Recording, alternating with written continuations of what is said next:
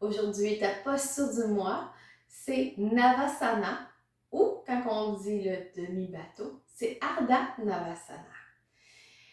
Cette posture-là, elle est quand même très prisée pour justement renforcer le centre, allonger le dos, donc on renforce la colonne vertébrale aussi.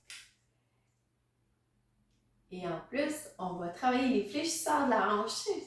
C'est ce fameux psoas-là qui est comme très raccourci quand on est tout longtemps assis. Donc, on va le faire travailler davantage aussi pour que finalement, ce ne soit pas de la tension, mais que ça se devienne de la force. Les propriétés de cette posture-là, justement, on renforce le sang, colonne vertébrale, les fléchisseurs. Ça va aider à tonifier aussi les organes abdominaux. Les reins sont juste en arrière ici. Et la thyroïde, on va aller travailler ça puisqu'on maintient. En plus de ça, ça va soulager le stress et aussi diminuer la léthargie. La léthargie, c'est quand on a le goût de rien faire et que notre énergie est au niveau un petit peu en haut du neutre. Navasana, donc la préparation pour arriver à cette posture-là. Donc, renforcer un peu d'abdominaux, mais on va aller étirer le fléchisseur de la hanche avant, justement, pour pouvoir l'étirer pour qu'il puisse mieux se contracter. Donc, c'est ça le but de l'exercice, c'est vraiment d'étirer pour, au lieu d'avoir les fibres comme ça, ben on va les étirer, qui va être beaucoup plus puissant quand on va pouvoir se recontracter. C'est pour ça que l'activité physique et bouger, c'est ça qui est le plus important, la clé du succès pour que ta machine fonctionne bien. Donc, on va commencer tranquillement en posture de fente. On va mettre le pied droit devant, retrousser les orteils et on s'en va posture de fente. De cette façon-là, on va étirer tout le psoas qui est ici. Et on va rester là vraiment un bon 40 secondes. Le but de ça, le genou ne dépasse pas les orteils et le genou derrière, c'est comme si on l'amenait au plafond. Nos hanches sont vis-à-vis le coin supérieur du tapis. Et on reste et on respire. C'est pas grave si on tremble.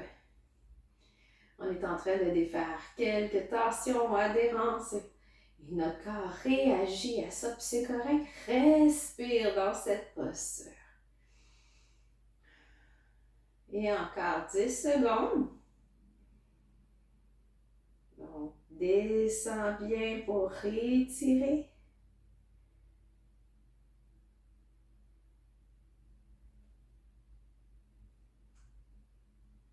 Et relâche. Tourne de l'autre côté. Donc, on change nos jambes. La gauche devient devant. Et là, on se replace en posture. Donc, aussi, si tu veux avoir un meilleur équilibre, écartis tes orteils de ton pied devant. Puis bien ta jambe en avant et ton genou n'est pas vers l'intérieur, mais vraiment vis-à-vis ton gros orteil et vis-à-vis le bout de ton tapis. Pousse ta jambe derrière, bascule un peu ton bassin pour que tu sois dans une position neutre. Et respire dans cette posture, rentre tes abdominaux pour garder ton équilibre. Donc, si tu rentres ton ventre, serre tes fesses, tu vas pouvoir avoir un meilleur soutien au niveau de ton centre, de ton corps.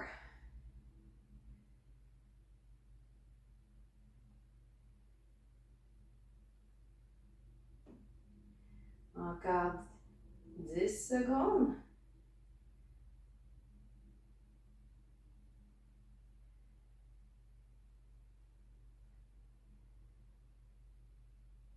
Et relâche. On s'en va au sol. Donc, pour les abdominaux à ce moment-là, quelque chose que je suggère, tes pieds sont à plat au sol, Tu n'as pas besoin qu'il soit à 90 degrés, mais juste bien au sol. Tu vas pouvoir te balancer sur tes ischios, comme si tu voulais garder l'équilibre comme ça. Qu'est-ce qu'on va arriver à faire après? Avec nos mains, on va pouvoir déposer le coude en arrière, revenir au centre, expire ton coude de l'autre côté. Inspire, expire. On va faire ça 10 fois de chaque côté. 3,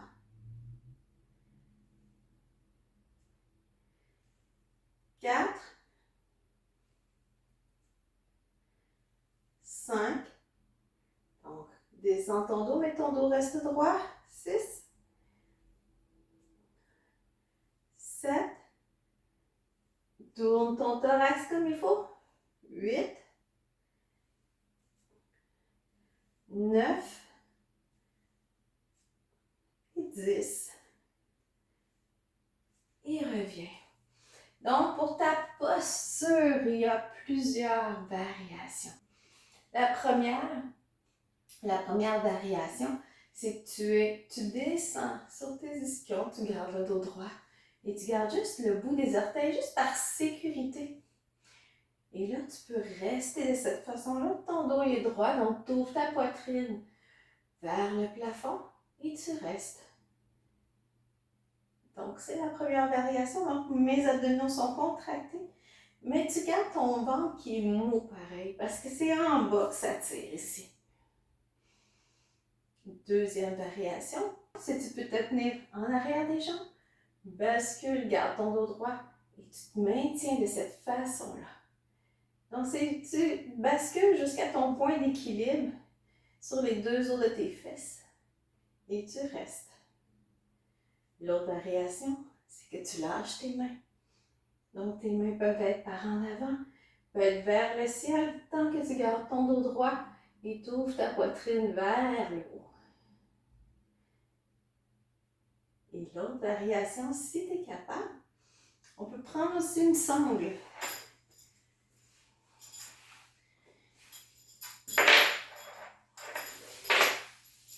Alors, attache-toi avec ta sangle.